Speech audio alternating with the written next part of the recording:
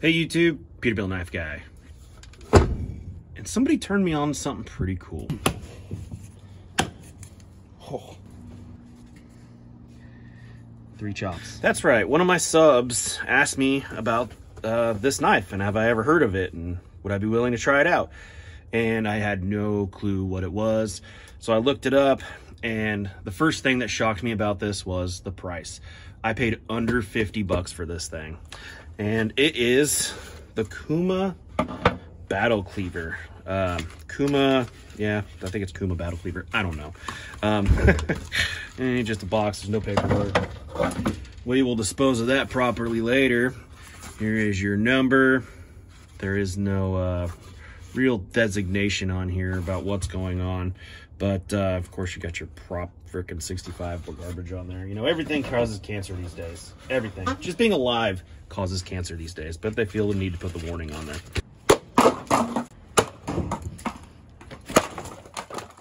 Let's take a look at this guy. Now, first off, I'm not usually into super budget blades. I mean, I do like them. I do have a few. But if you watch my channel for any period of time, you know that I like big chopping knives. And this, my friends, is a big freaking chopping knife. And I couldn't believe that it was the price it was. This is a, oh, let's see, what do we got here? Like a 9 1/4 blade. What do we got overall? It's 15 overall, which means you get a very adequate handle, over 4 inches on the inside grip. For big hands like mine, there's plenty of room in there. Some jimping on here. It has a G10, handle scales for 50 bucks. That's freaking crazy. This thing is a, I don't know how thick it is yet. Let's take a look. We are looking at a 3/16 inch thick piece of 5160 spring steel, which was the second shock. First was the price. Figured it was going to be some 3CR crap or something like that. This is 5160 spring steel. Now, before I even bought it, I knew there was a drawback. Number one, right there. Now, that's not always a bad thing, but in this case, for this much knife, it has me worried. Second, I've actually seen videos of people using this, and they chipped it out pretty quickly. We're gonna test that in this video and see if we break it. Another thing is too, it's a hollow grind, and it's pretty deep hollow grind on there. You're gonna be able to see this. That worries me. Hollow grinds on a big chopping knife is the dumbest thing you can do.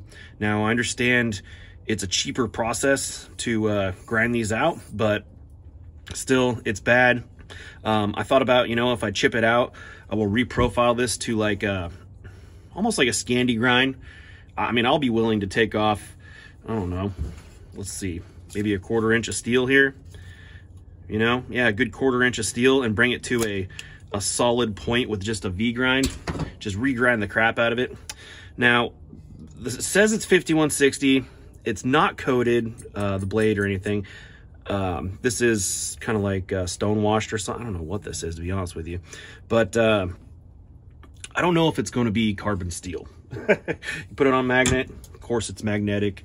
Even most stainless steels are magnetic, but for 50 bucks, I figured I had to give it a chance. It's I mean, if it holds up, this is going to be a cool knife. I mean, just something to go beat on. Let's put it against a couple other big knives. So in the big chopper category, we have our Condor Wood Buster. I mean, that is part of the reason. It kind of looks like a competition chopper, to be honest with you. And that was another thing that drew me to it. And then the Moose, the old and most loved, you know, tops. People hate them now for some reason. The Top Selchete. Now, this thing is just, it's a beast. But these are basically my 3 chopper knives now that don't really have like a stabby point. You know, it doesn't have like a clip point or a drop point or something on it. These are all kind of cleaver-ish looking knives. But I really want to test this thing out. I really want to see how it's going to do, how it's going to hold up. I really hate hollow grinds with a passion. And I feel if anything's gonna fail, it is going to be the hollow grind on this guy. The sheath is, I mean, it's what you should expect for 50 bucks for 15-inch overall knife. The biggest complaints people had when I seen on YouTube and stuff like that is these straps. They don't detach. You have to put them around your leg. Easy fix, you just cut them off, hold it by the belt loop if you don't, if you're not interested in stuff like that. Also, you could, if you want to keep the bottom one on there, you know, you could just wrap this thing around or something a couple times and clip it back to itself, and it's you know, out of your way for the most part, you know. So there's something you could do about it, but it's just a cheap nylon sheath, no liner. And then the fact that the front of this knife is sharpened, it's gonna cut the living crap out of that sheath. I just know it. Speaking of sharpness, let's give it a go.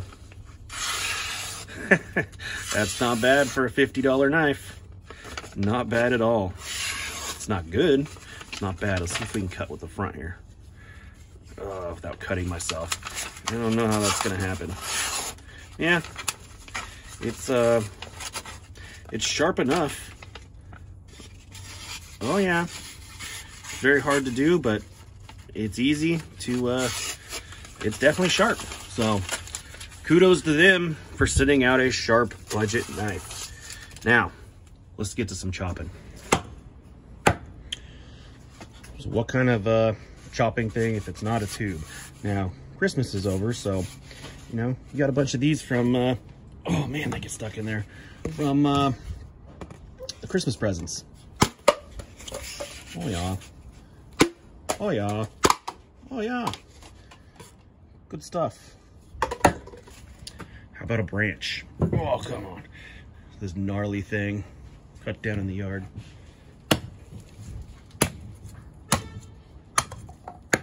Nice. Oh, it bites.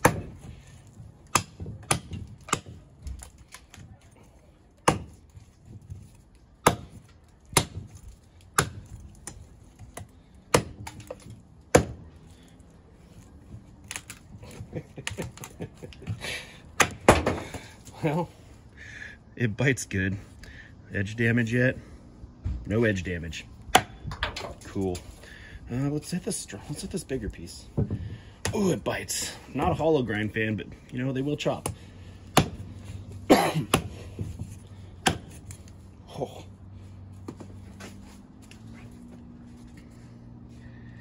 Three chops. Very nice.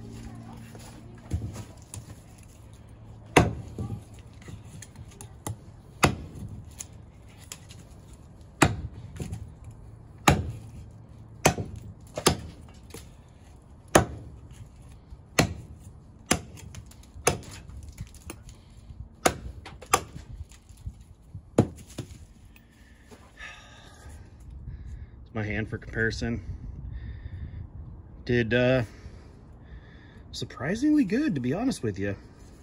Not bad.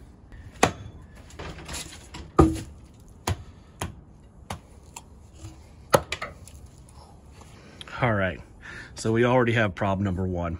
If you see the spot right here, I stuck it in and there you go. It did not like that. You can see that wobble down the blade right there. Yep, this knife is not gonna fare well. All I did was hit it in right here. That's freaking crazy. Let's see what happens. Let's see what happens. All right, so can you guys see? Oh, hit the camera. Ooh, nice. See what happens.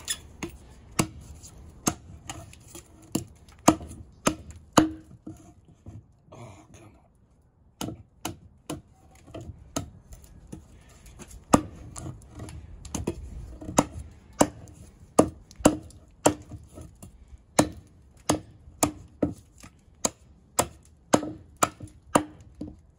Oh, gets stuck.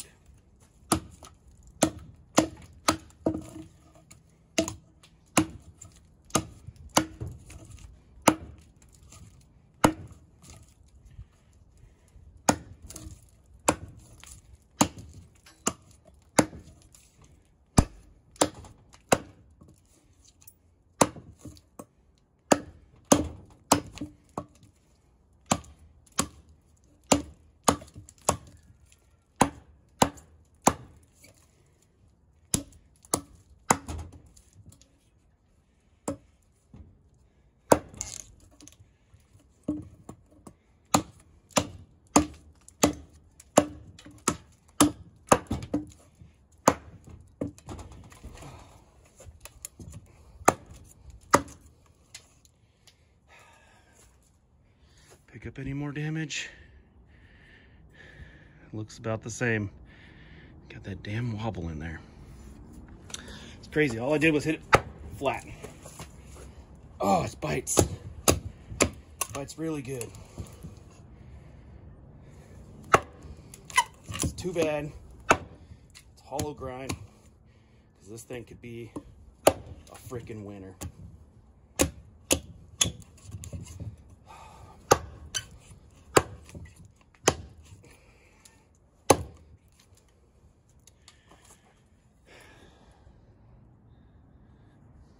That sucks, but it was kind of expected. Let's see, is there any way we can make it fail?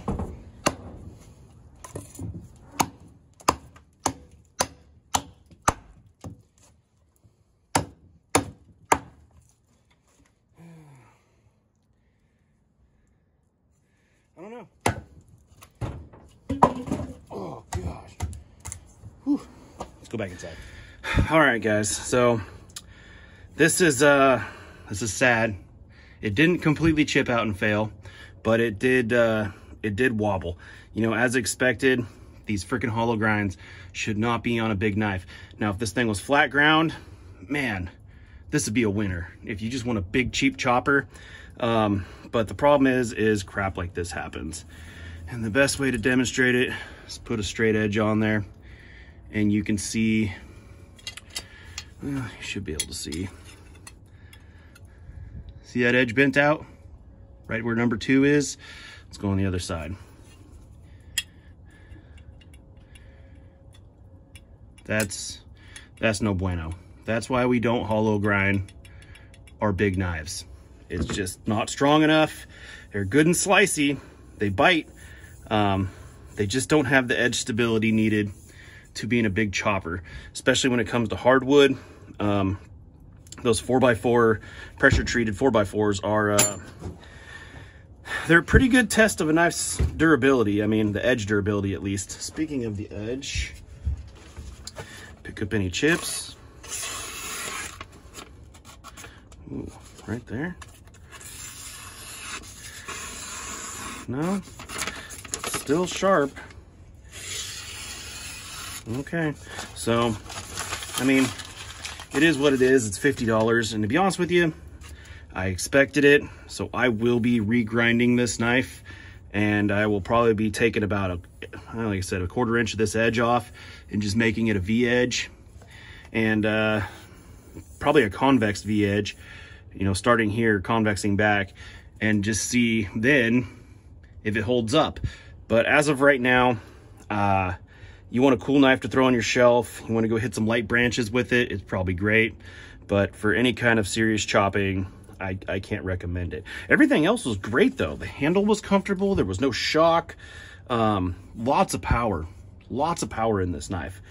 And it's just kind of sad that it isn't going to be able to handle a chopping, you know. It's a competition chopping style knife, you know, like this guy. That you know, you'd have a hard time wobbling this edge. You would have to really beat the crap out of it. And the fact that this is supposedly 5160, which I don't know, I'd be curious to see if it will rust. Maybe leave it outside for a couple nights and you know, scrape off some of this and see if it'll rust. But I don't know. I would think 5160 would be stronger than this, but then again, the way they grind these, it is just such a thin edge that not too many steels are stable enough on this size of knife to handle that kind of chopping. But anyways, that's this. I can't recommend it. To be continued. I will let you guys know. I'll probably do another video once I regrind it. Thanks for watching.